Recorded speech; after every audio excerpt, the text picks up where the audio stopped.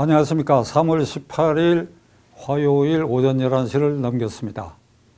어제 오늘 주요 신문사의 사설에서 어떤 사설이 나오고 있느냐. 헌법재판소의 윤석열 대통령 탄핵 결론을 두고 탄핵이 받아들여지느냐 아니면 안 받아들여지느냐. 그리고 양편에 국민의힘당과 민주당이 완전히 대척점에서 서로 결과에 승복하겠다는 말을 하고 있지 않고 오히려 장외투쟁에 참가해서 이를 독려해서 이 대결 구도를 더욱 심화시키고 있다.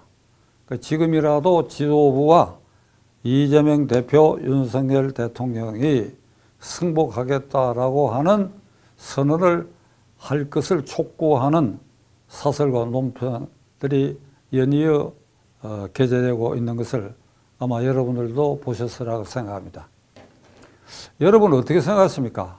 제 생각에는 지금 양쪽 누구도 결과에 흔쾌히 승복하겠다라고 말하지 않을 것 같아요. 그 이유는 그 말을 할 수가 없을 것입니다. 그 근본 이유는 헌법재판소가 불신의 대상이 돼 있다. 민주당은 민주당대로, 국민의힘당과 윤 대통령대로 헌법재판소가 불신의 대상이 되고 있기 때문에 그 구성의 객관성과 심리의 공정성이 담보되지 않기 때문에 윤석열 대통령에서도 승복한다는 말을 하기 어렵고, 민주당 쪽에서는 이거 당연히 이게 탄핵이 받아들여지는 결론이 날 줄 알았는데 이게 선고일이 상상 밖으로 자꾸 미루어지고 이러니까 내부에 엄청난 이견 차이가 있어서 자칫 이게 기각될지도 모른다라고 하는 우려 때문에 이재명 대표가 적극적으로 나서서 장외 집회를 독려하고 있는 이런 사태에 섰다. 이 불신의 근본은 이 헌법이 시행된 이래에 아주 역사적으로 48년 정부 수립 이래에 사법부도 동시에 출범한 그때부터 따질 수도 있겠지만은, 그러나 사법부와 관련해서 또는 검찰과 경찰의 수사와 관련해서 이게 조어가 우리 뇌리에 아주 딱 박힌 게 있어요. 유전, 무죄, 무전, 유죄, 유전, 무죄. 그러니까 돈이 있으면, 돈과 백이 있으면 빠져나가고 그렇지 않으면 갇혀 들어간다.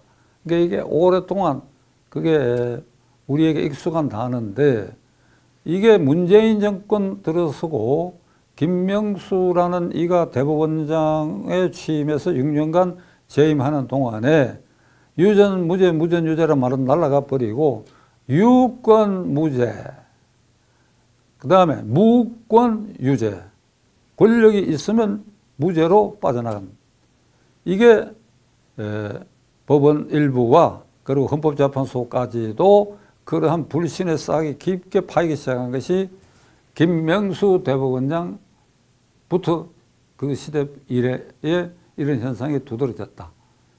그 김명수 대법원장은 법원 내에 우리법연구회, 그에 이은 국제법연구회의 회장인 수장을 겪었고, 그게 3,200명 법관 중에 한 10% 내외가 그 회원으로 가입되어 있는데, 그 시절에 서울중앙지방법원을 비롯해서 주요 법원의 형사 민사 사건에 정권과 관련된 사건의 재판을 맡은 부, 그러니까 중앙지법으로 말하면 영장담당부 또는 형사부 등의 그 김명수 라인의 법관들이 그게 포진했다. 곁들여 헌법재판소 재판관에도 그 라인에 섰던 법관들이 대거 포진하게 됐다.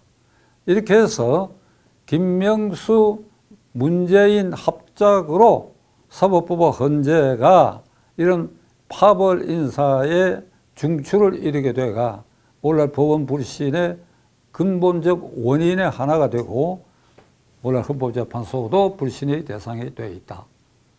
대단히 서글픈 일입니다. 법원 안에 파벌이 있을 수 있습니까? 우리 법연구회, 국제법연구회, 법원의 3,200명 법관 중에는 제 친인척도 있고 제 친구의 아들이나 조카들도 많이 있어요. 제가 물어봅니다. 그게 왜 특별히 필요하냐 이 말이야. 전체 법관을 연차적으로 순차적으로 우리 법도 연구시키고 국제법도 연구시켜야지.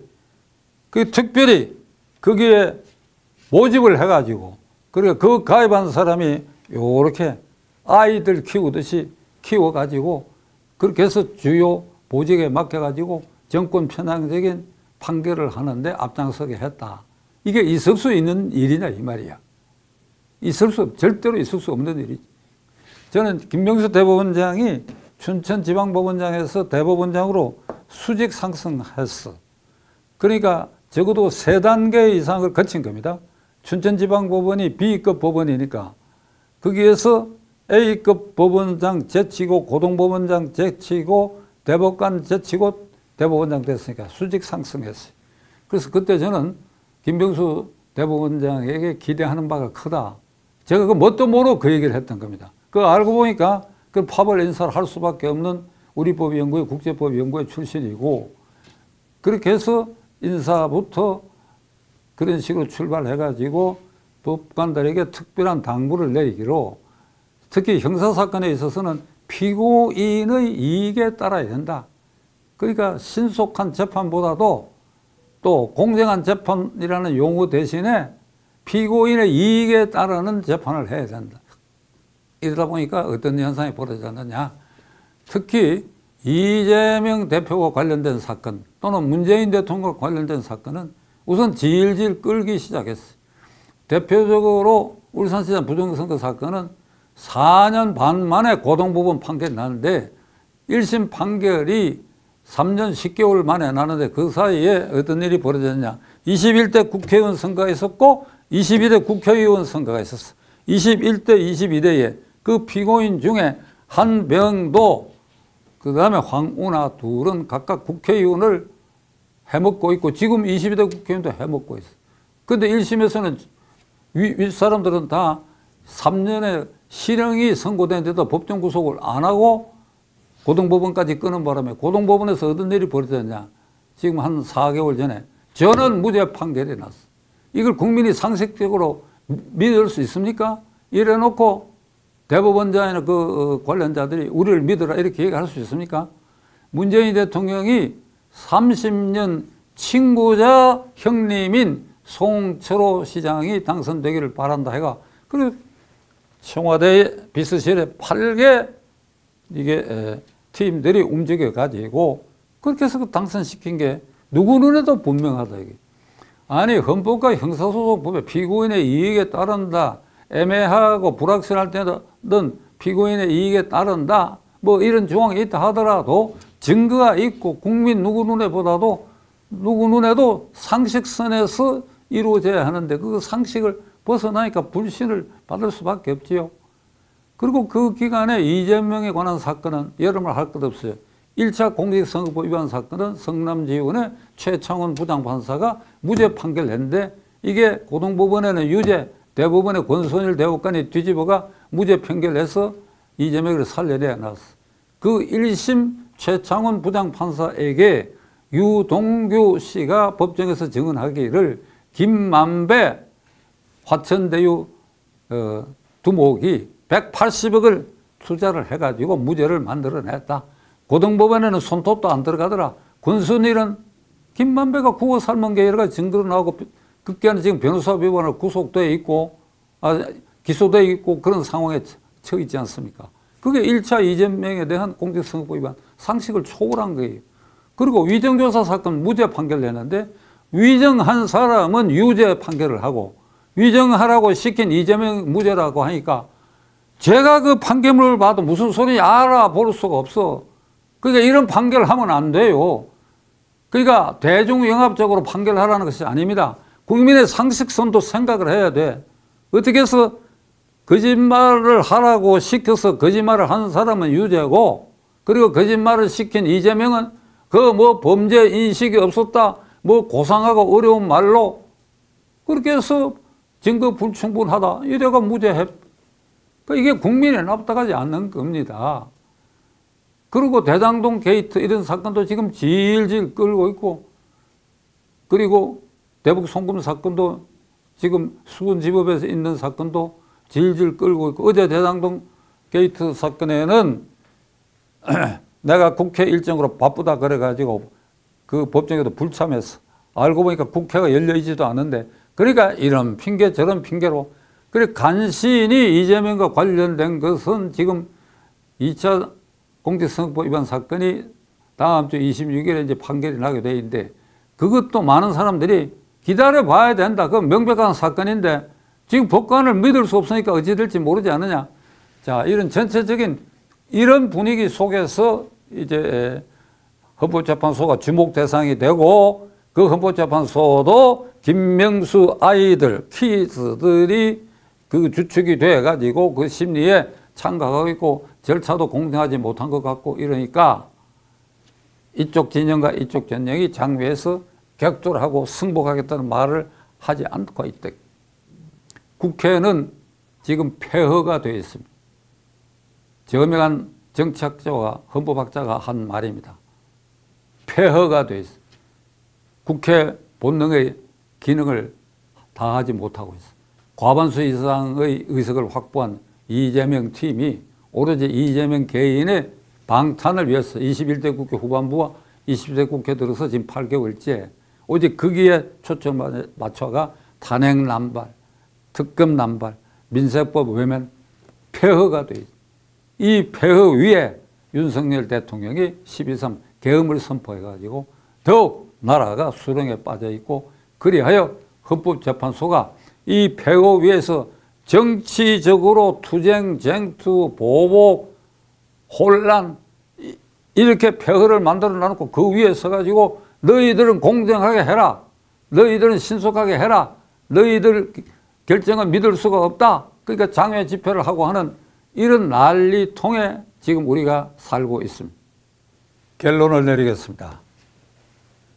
정치 중심인 국회가 폐허로 변질시켜 놓고 그 위에 서서 사법부에만 손가락질을 하게 되는 이런 사태까지 지금 겹쳐가지고 사법 불신이 더욱 깊어지고 있는데, 저는 작년 10월에 조희대 대법원장에게 심각한 사법 불신을 회복하기 위해서 어떻게 해야 된다 하는 걸 동영상을 만들어 가지고 조희대 대법원장에게 보낸 바가 또 있고, 그 내용을 이 방송을 통해서도 방송한 걸 아마 기억하시는 분들이 있으라 생각합니다.